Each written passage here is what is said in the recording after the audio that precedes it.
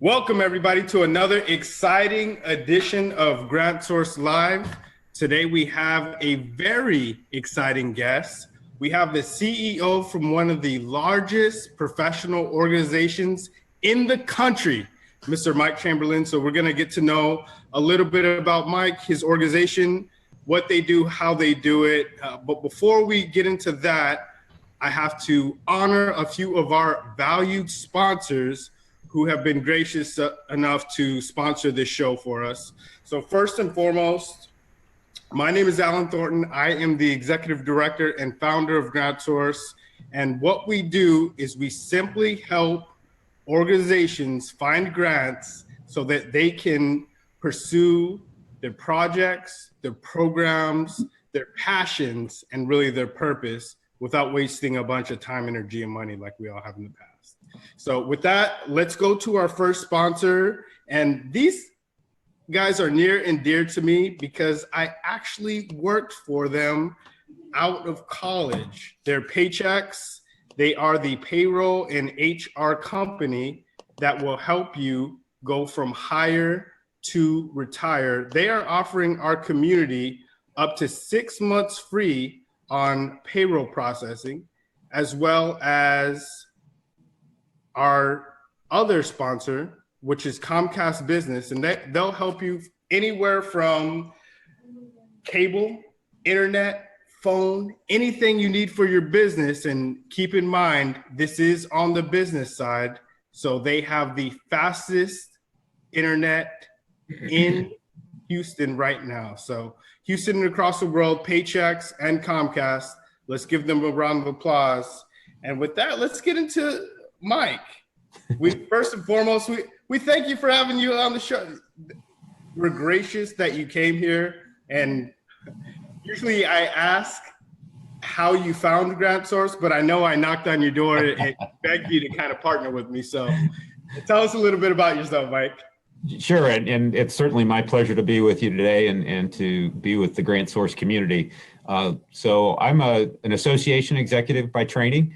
I've been in the association world for a little more than 20 years, from the Midwest, and just kind of stuck around here. So we are, the organization that I'm representing today is the Grant Professionals Association. So we are, as Alan said, we are the largest association solely focused on the grants profession, and developing resources and tools and education, and opportunity for connectivity between those who work in the grants profession, those who are involved in every phase of grants, from the process of researching grant opportunities all the way up to final closeout after all the grant money has been awarded, spent by your organization in the manner that it was supposed to be spent, and providing that report back to the funder about how that money has made an impact for your organization and for the people you serve.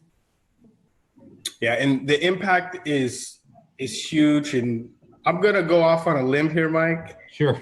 If I'm too far off, let me know. But just so our audience can kind of conceptualize GPA, you guys are essentially the Better Business Bureau for the grant profession, right? You might say that.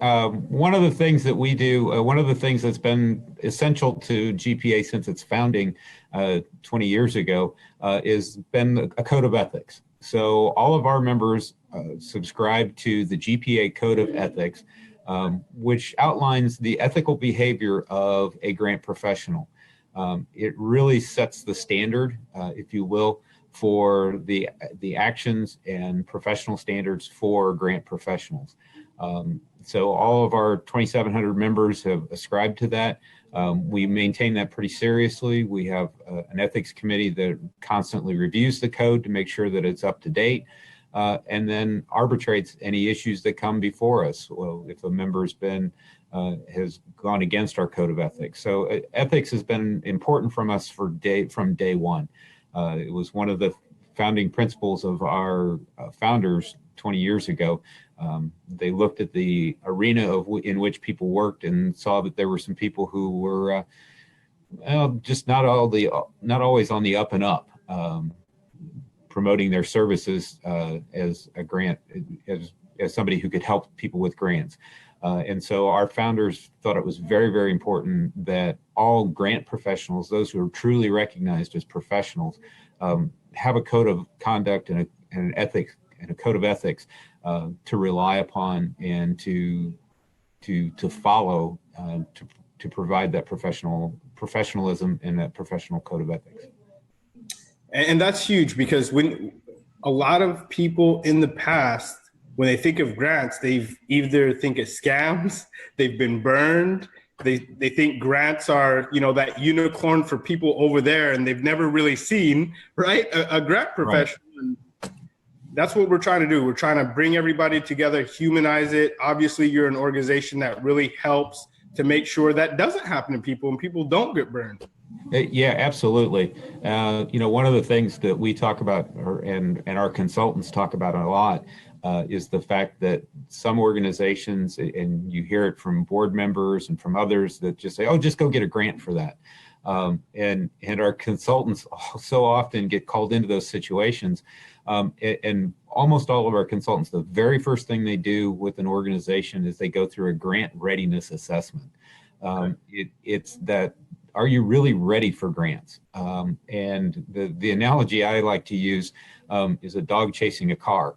And you get the grant, you caught the car. Well, now what are you going to do with it? And it can be scary times. And to back that up, I've had conversations with grant makers and funders, and one of the things that they say is the worst thing you can do is apply for a grant, be awarded that grant, and then turn around and go back to the funder and say, "Oh, I'm sorry, I didn't understand what I was signing up for with this grant. Here's your money back." That's disappointing to them. They may have not been able to give funding to somebody else because they gave you that grant award. So it's frustrating for everybody involved. So obviously, grant readiness is an important element that we believe is essential for organizations as they look at grants. And like you said, it's about having a professional who can help you manage that process and walk through that process. It's so important, especially in the early phases of the research, making sure that, number one, your organization's ready, and then number two, that they're matching you up with the right organizations that are funding the type of work that your organization is doing. Absolutely. And so let's dig a little bit more into that, Mike. When you say ready for a grant, what does that mean? Like, they have to have their programs ready, or you don't just show up on the doorstep and say, "Hey, can I have money?" Right? There's some steps before that. Yeah, absolutely. So some of the steps involved are, depending on who the grant provider is, who's partnering with you? Do you have, are you expecting that this grant is going to fund this full program? What's your approach for sustainability? What happens if you get this grant for a year? What happens in year two? Maybe this is something that's just a one-year program, and that's certainly fine, but be prepared for those questions. Do you have the accounting systems in place to be able to appropriately track the funds and know where they're being spent and how they're being spent according to the program budget that you provided? Are you doing an evaluation of the program? How are you evaluating whether the program is having the impact that you thought it would or want it to have? Those are a couple of the elements. And like you said, with the program, is this a new program? Is this a program that's been in existence? What kind of data and measurements do you have from this program, if it's something that's been in existence, that proves that if we get this grant, we can expand and serve this many more people? We can help eliminate this problem by this grant. But there's so much more in terms of being ready to not only to apply for the grant, but then to manage that grant once you get it. So, is your board engaged in this process? Are they ready to go out and get grants? Do you understand what the requirements of grants can be on your organization from a reporting perspective? So those are a lot of the different elements that our professionals look at when they're not only evaluating an organization, but the program that may be funded and how it matches up with the grants that are available. And for a new nonprofit, a new social enterprise, a new, entity that has great programs and great passion, some of that can really be overwhelming, right? And a lot of times they can say, whoa, this is too much for me. I don't even want to mess with grants. But that's what your professionals are here to help with, correct? Yeah, absolutely, absolutely. And you're right that, it may not be the first source of funding that you should look for in a startup situation, although it may also be a good place to look for funding. It kind of depends on, again, your situation. Are you prepared for it? And is there a good match? You probably don't want to come out of the box swinging for a big Health and Human Services grant from the federal government. Those have, number one, they're a complex process to work through, but secondly, they're going to ask a lot of questions. And if you're not fully prepared for it, you're not going to make it very far. And so then you've spent your valuable resources working on something that's not going to be successful for you or for the funder. I think it's one of those things that as you're looking at grants as a source of funding, they need to be a part of the mix. That's another thing that our professionals talk a lot about, is that grant funding needs to be a part of your full funding mix. So there's going to be people who are legacy givers. There are people who are part of a regular in-kind donation program or regular contributors to your program if you're a nonprofit. And grants play an important role in that, but they can't be the only source of funding, especially competitive grants, because you're never guaranteed of what happens in the following year. That's correct.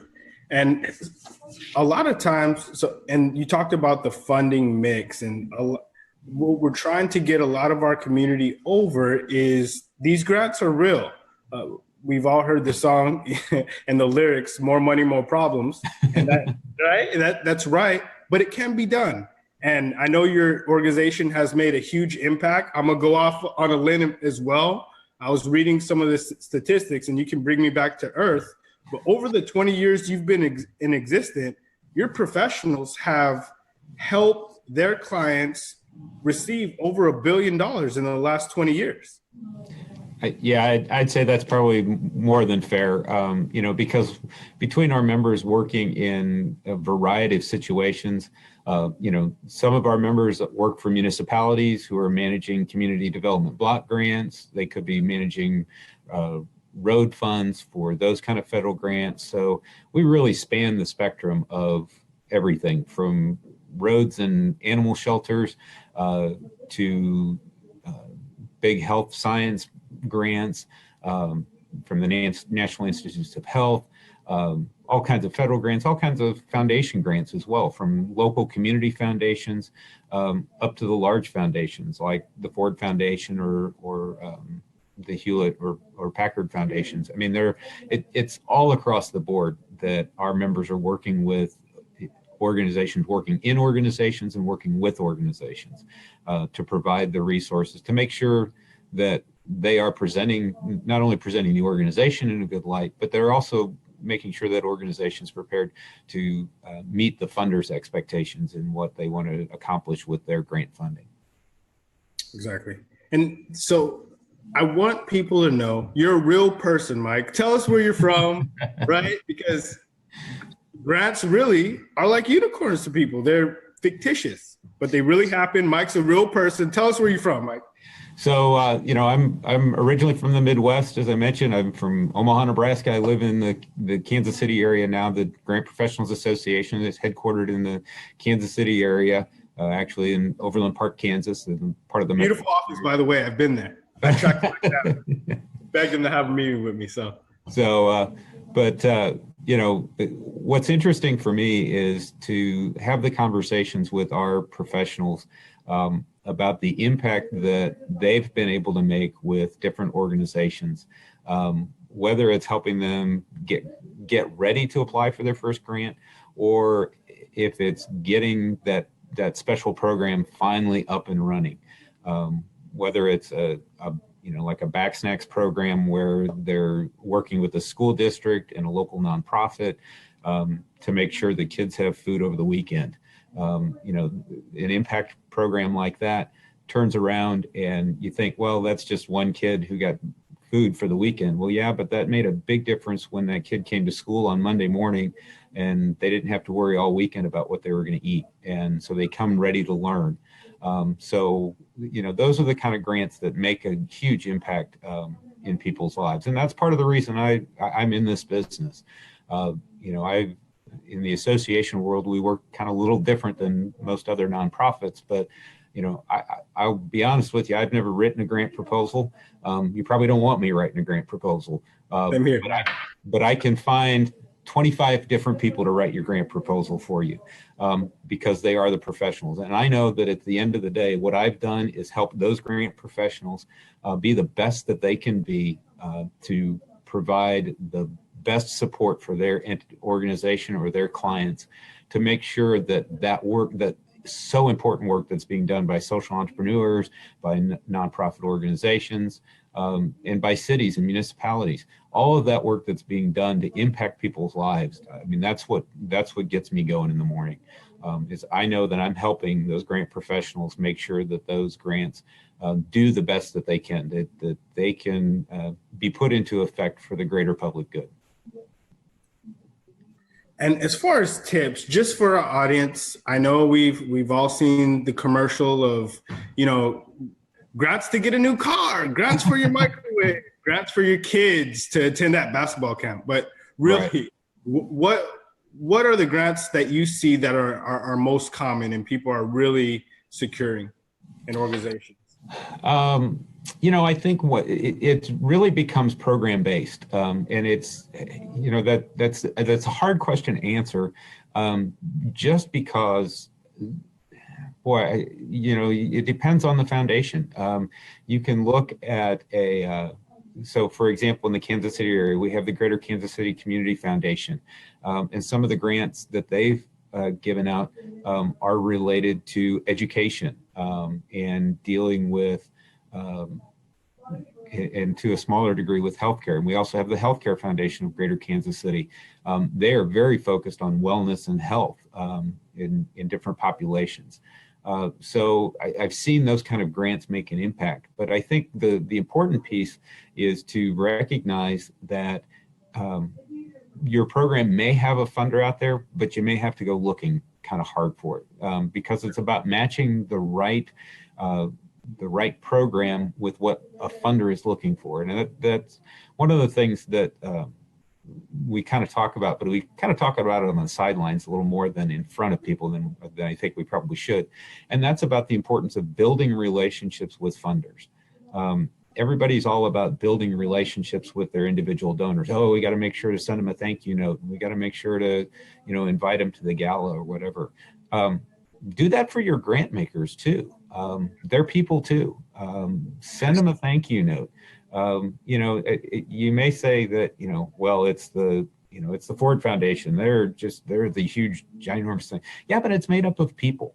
And those people like to hear from people. And they want to know what you're doing and what impact their funds are making in that organization. So whether it's your small local community foundation, it's a large organization, or for that matter, even a large federal grant, there's still people behind the scenes working on those, and they want to know that they're being appreciated just like you are in your role. And so, building those relationships is so important.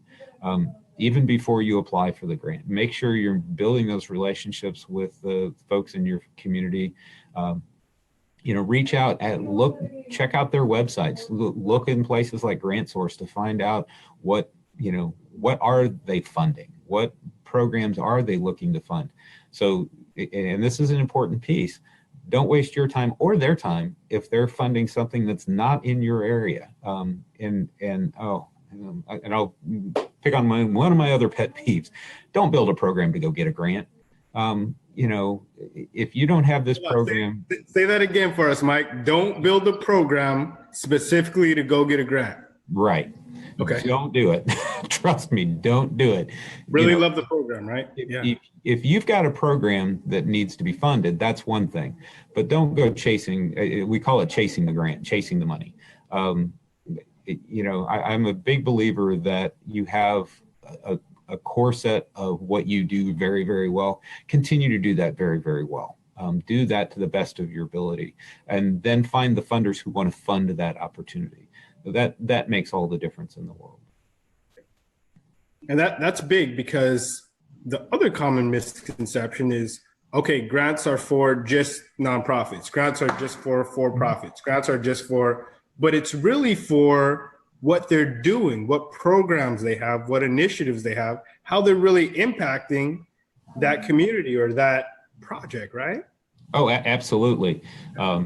Picking on another large organization, the Gates Foundation, a lot of the stuff that they do around public health and world health, if you've got a fit there, that might be something worthwhile pursuing.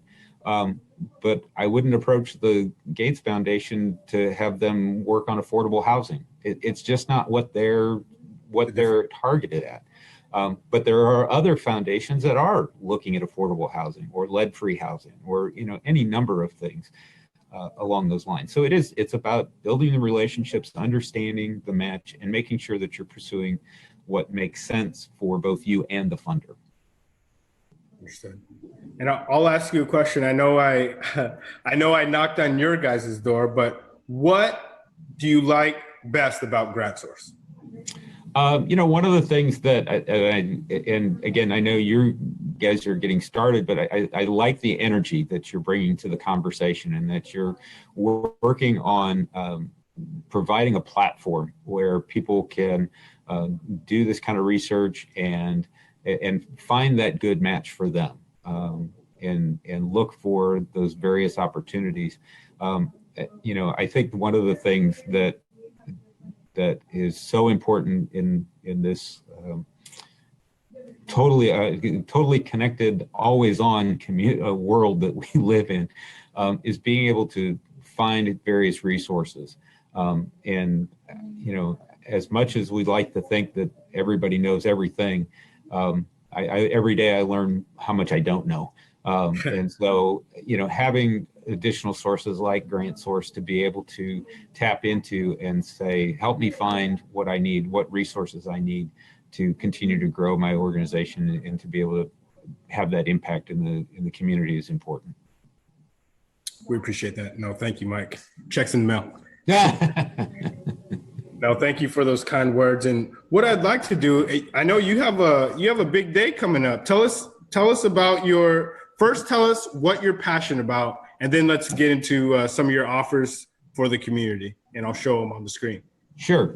Well, I think, as I stated earlier, my passion is around serving people and making sure that our grant professionals have the tools and resources they need to serve their clients and their organizations, which in turn serve people everywhere, in every kind of need.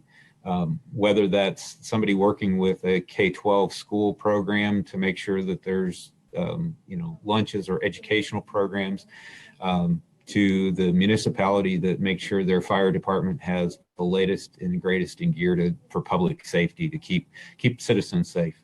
That's what drives me, is making sure that our members have the tools and resources they need, and quite honestly, that they're celebrated for that professionalism and the work that they do.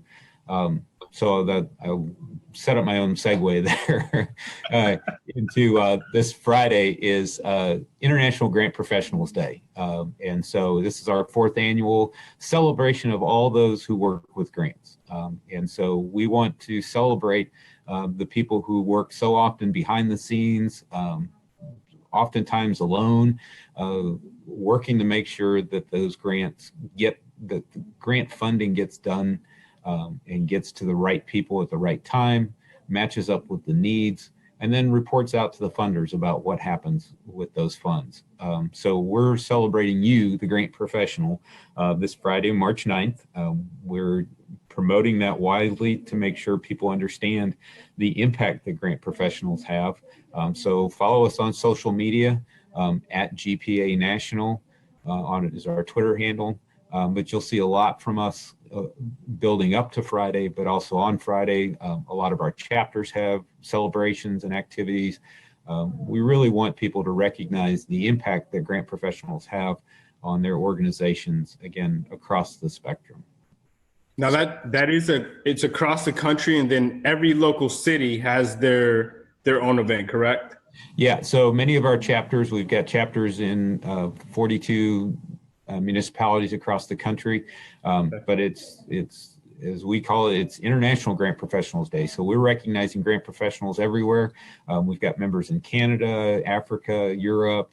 We're expanding in Australia. So, we want to recognize those people who do the hard work behind the scenes to make deadlines, get those reports done, and make sure that the funding lands where it needs to be with those folks. But many of our chapters host activities on those days, whether it's a lunch or a happy hour or just anything to celebrate the work that they do the rest of the year to make a great impact in their communities. Nothing shows that you appreciate your grant professional more than a margarita. Yeah. So take them to happy hour. So let me show our audience. It's important to know so we heard who GPA is, what they do, and I'm going to attempt to do this again. Can you see my screen? I do. Yep. Well, okay. There we go. Excellent. So when you see this logo, and you can see it in our app, and once you search resources, this is our new version of the app where you can not only track your grants that you save, the ones that you applied for, and the ones that you received. So when Mike says you need to get a grant, the work doesn't stop there. There's work that has to be done after that as well, and we can track everything for you. So when you're looking at resources, you really want to seek those professionals that have this logo next to it, because they are held to a higher standard, and you will be able to find those resources in our app once you look for resources. But let's talk about your offer, Mike. Right now to our community, and this is our community offer section. If you have not seen it, it's pretty much like a Groupon, but business. And Mike and our friends at the GPA Association have a special offer for this month for any professional who would like to get that special GPA designation and be part of that association and get that tag. Mike, tell us about it. Absolutely. So we are running a special this month. Our normal membership for our organization is $209 a month, or $209 a year, excuse me, $209 a year. For the month of March, it's $25 off your GPA membership. So a year's worth of membership is $184. And so if you are interested in that, just contact GPA offices, and you can learn more about all of the benefits we provide, including our webinars and various other educational programs that we offer. This would include member discounts to a variety of services and software, but also provide you a member discount to our annual conference. Our annual conference this year will be in Chicago in November 7th through the 10th. It's 3 days of grant professionals getting together and talking about grants. It's an amazing time, and it's amazing education and training for everybody in the grants profession. Excellent. And you can also go right in here and redeem it in our app. And Mike will that'll send Mike a notification, and you'll be able to take advantage of that great discount. Some of those events that Mike's talking about will also be loaded in our helpful event section. If it's a conference, some of their events, some of their trainings will all be loaded in here as well. So you can take advantage of that during that time. And I want to leave everybody with one final thought, Mike, because we're wrapping up. If you could I know you gave us a lot of great tips, but just one final thought to leave our audience with. Grants work. That's a little bit of a tagline for us, but that it's one of those things that there's such great impact that can come from grants. And we want to get the word out about that as well, because we want to make sure that people understand that they're not unicorns, that they are really out there and that they really do work and they really do make a difference for organizations and for people's lives. They do work and they do matter. Excellent. Well, Mike, we are eternally grateful for your presence and being on our show. Thank you very much. I want to give one last thought and a big thank you to both of our sponsors. We're a technology and company, and sometimes our technology malfunctions, but the show goes on. Our big sponsors, Paychex, thank you very much, and Comcast Business for sponsoring our show. And I'll leave you with this. Remember, it's not about the money. It's all about the impact. Thank you. We'll see you on the next episode. Have a great one.